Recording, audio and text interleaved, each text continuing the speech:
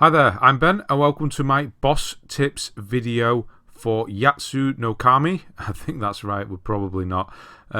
He is the boss, or she is the boss at the end of a Viper's Sanctum.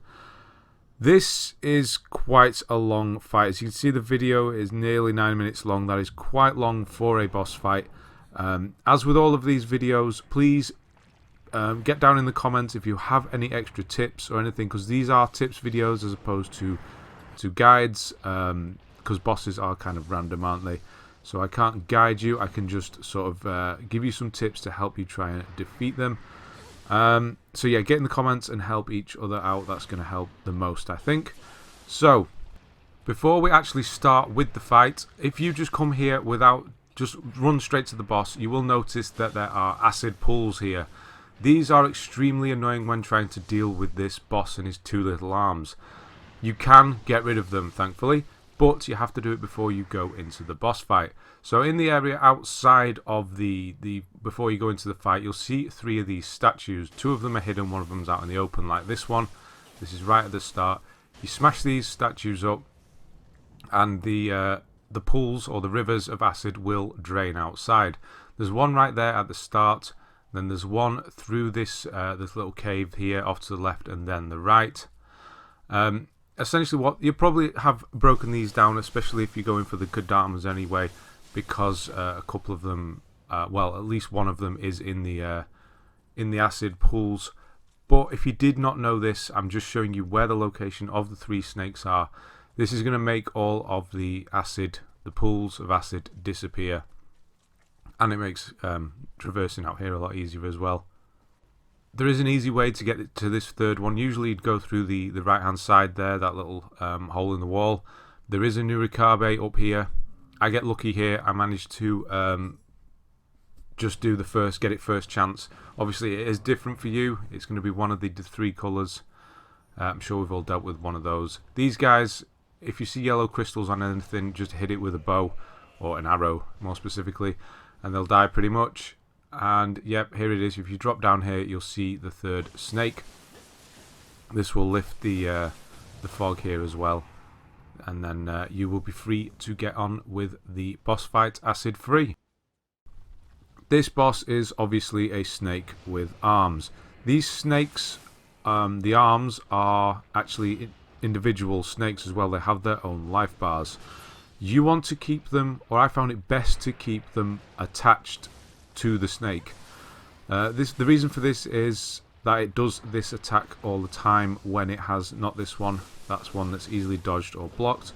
This one here, if you run towards him as he does that, if you keep distance and then run towards him or her, as they do that, you're going to get a couple of easy shots on the head. So every time, just sit back, wait for that attack, and then run in and get a few good hits on the head.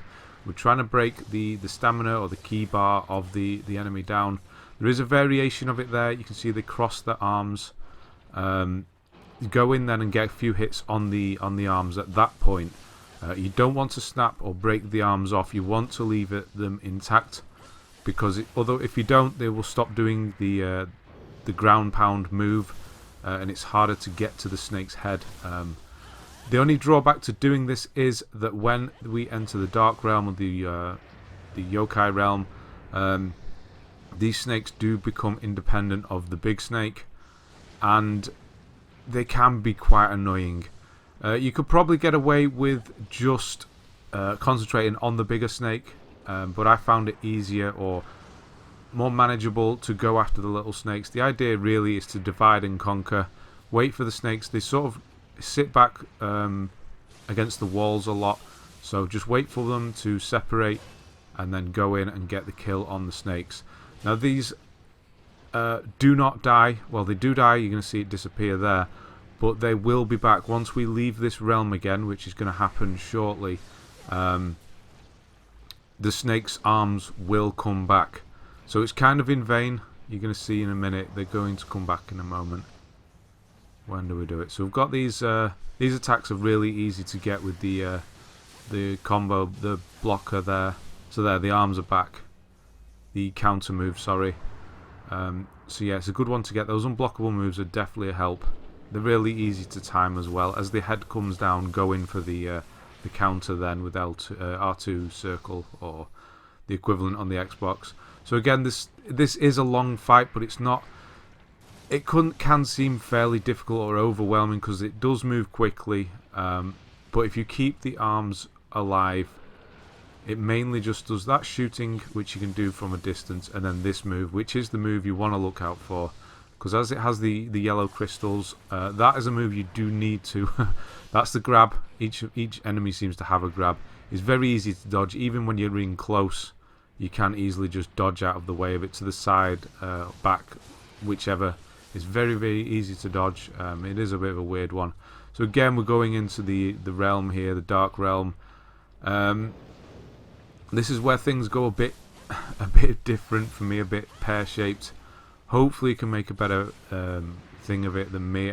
I just sort of get stuck with the little snakes. They don't really give me many opportunities to attack it. That was a bad one there. I should have blocked that easily.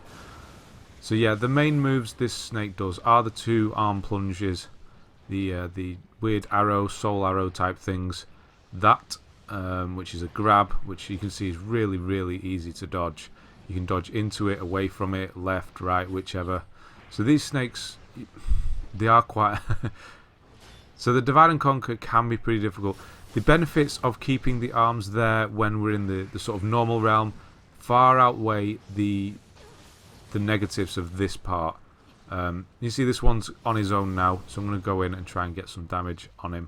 Unfortunately, I do run out of stamina. I get stuck in one of those pools there. Otherwise, I probably could have got rid of that one quite easily, and that is what kind of messes me up. I do burn through a few health things here. Another thing to have, which is going to help, it's not necessary, but is some antidote, because there is poison flying around. You can see there, and the big one does do a poison pool attack, but it's not necessary. It's quite rare, but you don't want to get right near the end of the fight and then get poisoned out because you've got no health left. That's just going to be really annoying. So yeah, this is an endurance one. Distance is key with this one as well. Just wait for those openings. There's a few good openings, mainly when the arms are down. Obviously, it's not going to do it here. Now, if you wanted to try and ignore these little snakes, you could try, because they do sort of back away, which is weird because they can't get to you. They don't have any long range attacks, so they do sort of back off. And you could just go for the big snake, but you could get cornered by them quite easily. So I do like to get rid of them, and then they're just straight back again. But we're going to go for the kill here. We're trying to get that stamina or key bar down, because it's very close there. I think we enter the Dark Realm one more time after this. So again, it's just dodge those arrows, get in. When it has the yellow crystal on its head, that's when to definitely go in for the... There we go, is a really nice attack there. So I'm going to get another... That's 3 ripostes there on this thing, and it's still going strong.